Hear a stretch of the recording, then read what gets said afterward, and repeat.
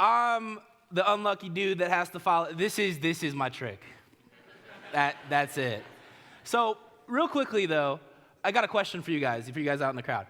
What did you want to be when you grew up? Anyone? Astronaut. What? Anyone else? Architect. What'd you say? Veterinarian. What's stopping you? Did you have a lot of pets? Did, okay. We won't go there. So, what did you want to be when you grew up, right? What do you want to be when you grow up? That's a really innocuous, harmless question, right?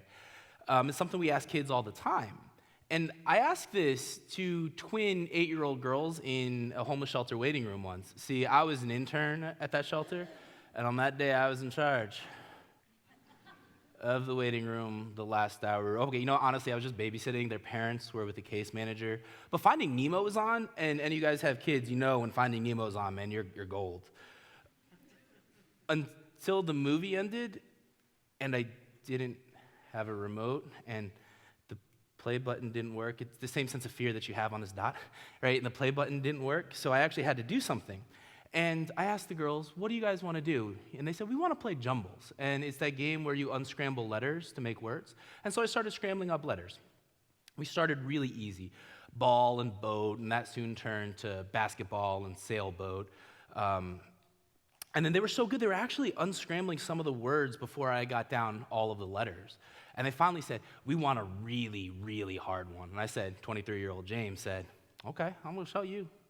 So I scrambled the word zygomorphic. I was going to show them, right? And then they got it. See, they told me, we know morph, well, that's a real word. Ick, I-C, well, that comes at the end of a word. And we've never seen Z or G next to each other, so we thought it was either gysomorphic or zygomorphic. What's it mean? And of course, I'm like, mind blown. I have no clue. I only saw it in the comic strip Calvin and Hobbes earlier. I have no clue, so we looked it up. It means something that has bilateral symmetry, right? And then we started talking, about Ramona Quimby books, about puppies, normal childhood chit-chat, right? And then I asked that innocuous question, what do you want to be when you grow up? And they said a worker, which I took to be a social worker, because, we do make a difference.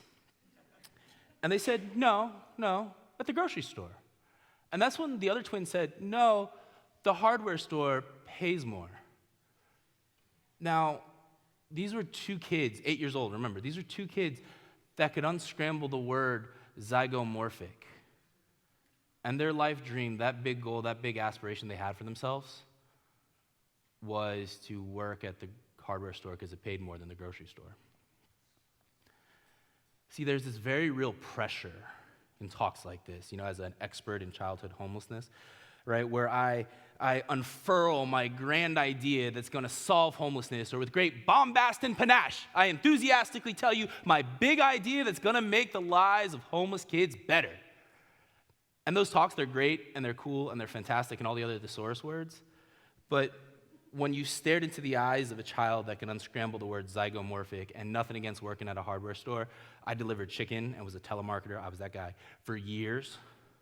But when you have two kids that can unscramble zygomorphic, and they tell you their life dream, that big goal, that big aspiration, is to work at the hardware store because it pays more than the grocery store, or when you've had a kid tell you that they didn't know milk came in gallon sizes because they've never had a working fridge, or how some kids just know, they know Santa is skipping them this year because shelters don't have chimneys.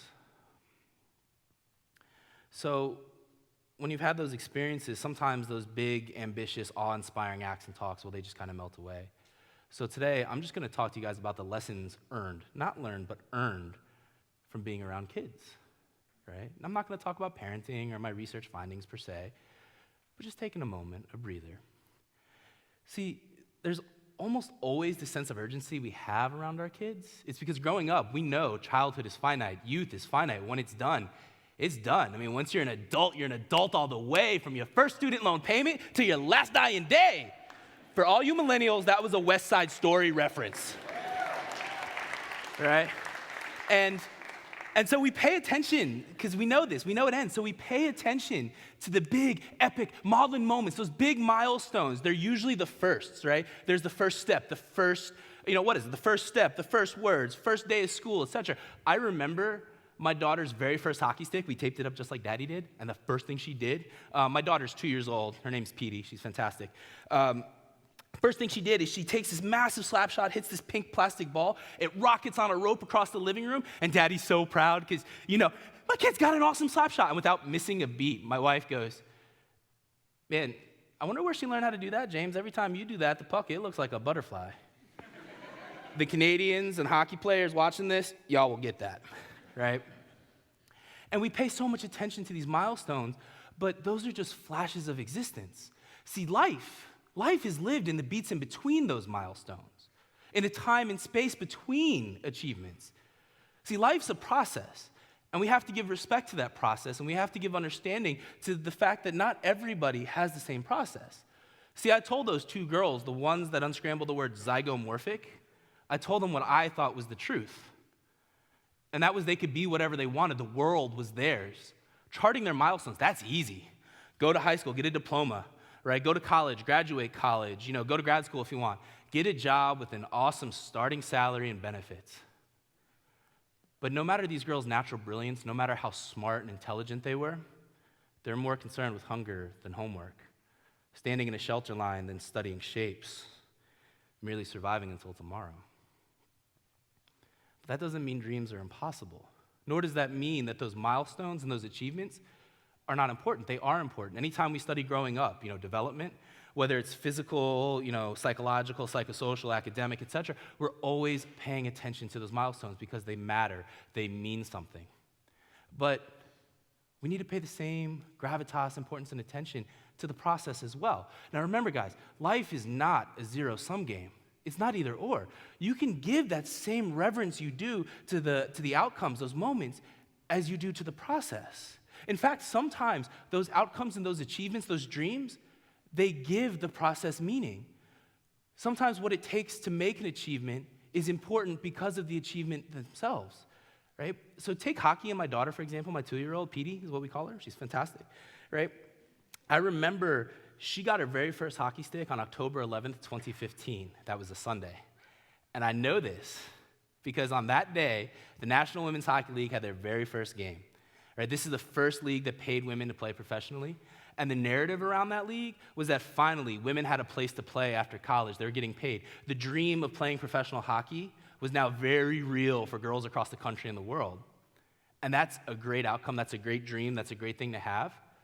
But that might be something Petey decides to pursue and then ultimately earn. But that's not the importance of the league. The importance of the league is that if Petey does decide to earn that, the steps she takes to do it matters now.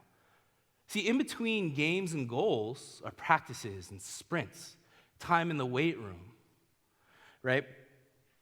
The achievement of playing professionally now matters because the process it takes also matters. So getting up early, that matters now. That means something. And see, hindsight allows us to relive milestones, but therein lies a problem because life is lived in those beats in between, in those moments between, in the time and space between achievements. And we often forget that. And that highlights the actual paradox of being with our kids is that we do get to forget. It's okay to forget. In fact, it's a privilege to forget. Now, when I say privilege, it's a privilege to forget. I'm an expert in child homelessness. It's really easy to go into the stuff that we take for granted. Not every kid has food in the pantry. Some kids, we forget. Some kids are not allowed to be afraid of the dark because their parents work third shift and they go to bed in an empty house. But that's only one component of it's a privilege to forget. We forget the subtle impact we have on our kids. We forget the subtlety in what it is we do. See, it's not the family vacation that was most impactful. It was the fact that our caregivers, like my parents, they found a way to be at every single one of our Little League games. It's not the A that I helped a homeless kid earn on some fractions test. It's that I made them feel smart in math.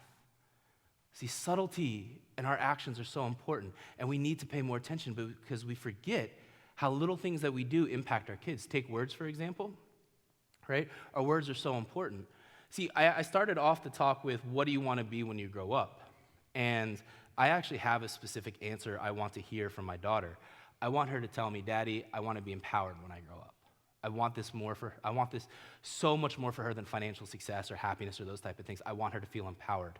I've wanted this before she was born, And so I did what any new millennial daddy does. And no, I did not tweet about it, right? I actually asked the lead singer of a punk band.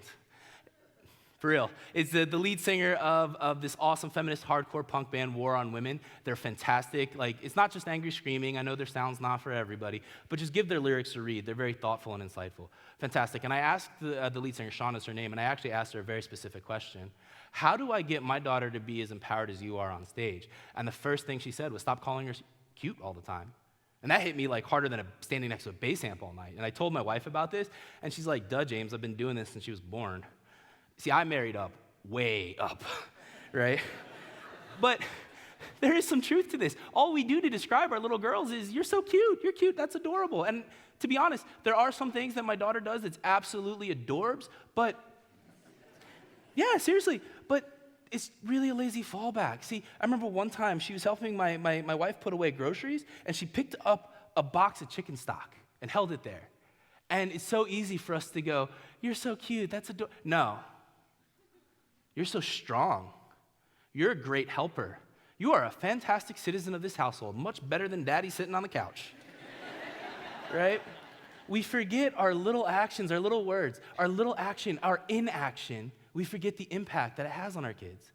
And see, we're very concerned with making sure our kids hit the milestone. Guilt is that one thing that if you work with kids, raise kids, research kids, etc., you have this guilt. Did I do enough today? And in questioning that, we forget the most awesomest thing about being around our kids. Do you know what the most awesomest thing about being around any kid, whether you're working, researching, raising, etc.? It's that they forgive you. Kids are forgiving. See, there's this kind of trope we have where kids don't see in race, kids don't see in gender, kids don't see in class, and that there's some truth to that, but that's not the real story. That's not what's going on. What's going on is that kids see in transparency. They see into your heart. See, I have this friend, and she works for this fantastic organization. It's called Upspring. They're based in Cincinnati. They serve homeless kids in this area. I'm actually their lead researcher, so I can tell you that all their programs empirically are fantastic. I got the numbers to prove it, right? And she tells me, she works in the after-school program, and she goes, James, man, sometimes I feel like all I do is yell at these kids. Put the ball back. Go back to your seat. You know, like, if you're a parent, you know this. Right? Like, I just feel like I'm always yelling at these kids. And she told me, if I did this to my adult friends, I wouldn't have any. But every single week, they light up when they see her. Every single week, when those kids leave, they all give her a hug. And do you know why? It's because they see into her heart. They know she's there because she cares about them. They know she's there because she cares about them. Kids, they see into your soul. Kids see into your soul. And we often forget that. See, we've reached the point of the talk where I'm supposed to unfurl a call to action, or I'm supposed to give you my take-home message. But I'm not going to do that explicitly. Instead, I'm just going to quote and paraphrase a fantastic musician. See, we're not trying to go back and relive milestones. We're not. My wife, who's fantastic and awesome, she doesn't want to go back and rewatch Petey's first steps. She just wants to hold on to her baby a little bit longer. So we're not complaining of things gone by. We're just looking for something to slow down the time. So take a moment, take a breather, take the beats as they come, make them infinite. Be in the lives you want to impact. Care. So, who do you want to be?